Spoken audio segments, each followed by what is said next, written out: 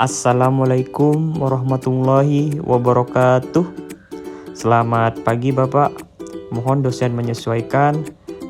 Mohon izin, kami dari kelompok 4 akan menjelaskan materi tentang analisis intelijen sebagai hermeneutika samar yang beranggotakan kelompok 4 yaitu Abid Detrianto Rakasiwi, Alfi Ridho Masir, Alvin Tuah Ristoka, Andika Putra Asmara Kamajaya, Andrian Yuda Nugraha, Anggun Wijayani, Astrid Septia Gianineda, Daniel Novaldo, dan Dwiki Bahtiar Sugiarto. Berikut pemaparan materi dari kelompok 4. Pendahuluan.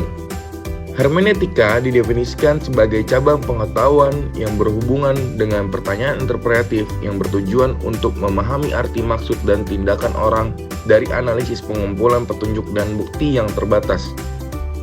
Analisis intelijen ini berusaha untuk memecahkan sandi yang dibawa oleh strategi kekuatan asing melalui dugaan hermeneutika. Oleh karena itu, hermeneutika tidak hanya merujuk pada pengumpulan makna, tetapi juga sistematik praktek menduga. Dalam hal terkait analisis intelijen, harus merangkul semua praktek ilmu sosial yang bisa menyediakan akurasi epistemik dan efisiensi pada proses investigasi. Kontribusi bersejarah Ken terhadap teori analisis intelijen. Intelijen strategis untuk kebijakan dunia Amerika, Ken 1949, merupakan karya dari Ken Sherman, seorang profesor sejarah pada Yale University yang memperdalam pemikiran strategis Amerika dengan mengkonseptualisasikannya dalam hal perang intelijen. Dalam analisis intelijen memerlukan metodologi ilmu sosial yang memiliki setidaknya 3 alasan, yaitu yang pertama, tidak ada aksi strategis dapat berdasarkan pada anggapan faktual yang sewenang-wenang.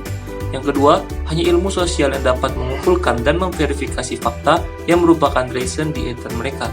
Dan yang ketiga, ilmu sosial dapat menginformasikan analisis kritis dari berbagai dinamika fenomena sosial politik utama yang mempengaruhi tatanan internasional, di mana Ken bermaksud untuk menganggarkan banyak kajian ilmu termasuk sejarah dengan tujuan untuk menghilangkan misteri yang melekat pada ilmu intelijen.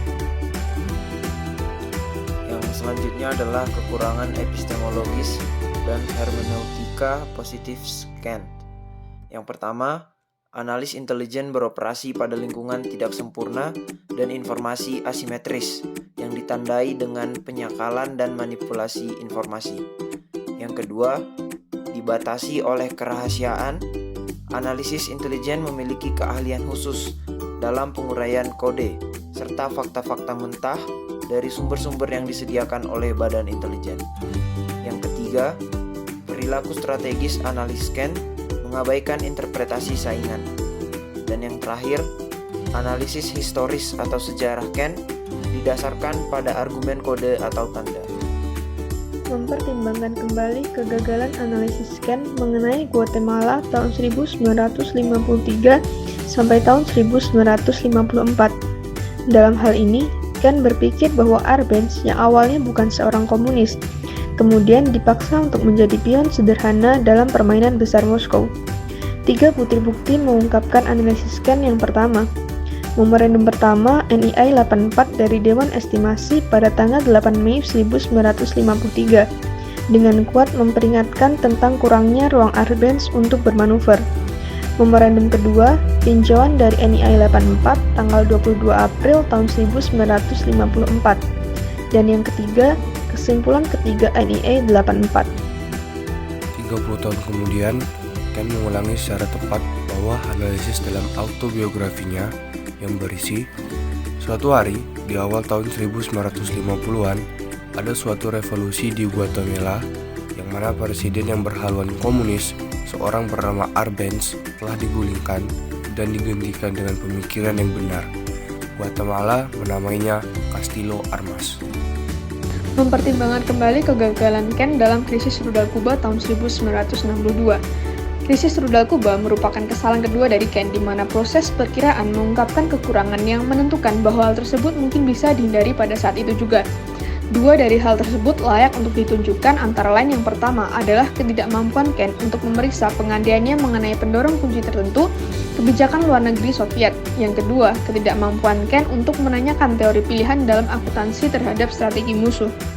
Ken membuat kesalahan dengan menerima beberapa premis yang terbentuk tanpa melanjutkan ke pemeriksaan kritis mereka. Dia menarik kesimpulan bahwa implementasi senjata strategis di Kuba tidak mungkin terjadi karena adanya logika kebijakan luar negeri Soviet. Berdasarkan pandangannya, dia mengira bahwa Soviet tidak mungkin menggerakkan rudal tipe ini di luar satelit mereka. Dia juga beranggapan bahwa bantuan Soviet yang diberikan untuk Kuba harus sama dengan pemberian sekutu lainnya. Hermeneutika samar ditingkatkan oleh epistemologi pragmatis dengan merekonstruksi hermeneutika Ken. Artikel ini menunjukkan bagaimana pendekatan analisis wacana kritis bisa menjelaskan prasangka diam-diam yang membentuk dan mendistorsi proses analisis intelijen. Khususnya pendekatan analisis wacana kritis membantu mengenali dan mengatasi etnosentrik dan bias-bias metodologis yang merusak interpretasi bukti. Hermeneutika Ken, pengandaian epistemologi saat ini, tampak sebagai kerangka positifis yang berlaku untuk analis barat dan sarjana intelijen. Mungkin akhirnya dikembangkan dengan mengenalkan pendekatan penalaran pembuktian dalam analisis intelijen. Dalam pandangan ini, teknik penyelidikan pragmatis menantang hermeneutika naif Ken dengan memperbaiki proses interpretasi bukti dan pengujian hipotesis bersaing mengenai pemahaman perilaku strategis asing. Suatu program penelitian mungkin dibuka pada titik ini dengan meningkatkan teknik analitik terstruktur dan analisis hipotesis bersaing, berkat penyelidikan dan analisis bukti teori pragmatis. Demikianlah video pemaparan materi dari kelompok 4. Terima kasih atas perhatiannya. Kurang lebihnya kami mohon maaf. Wabillahi taufik wa hidayah. Wassalamualaikum warahmatullahi wabarakatuh.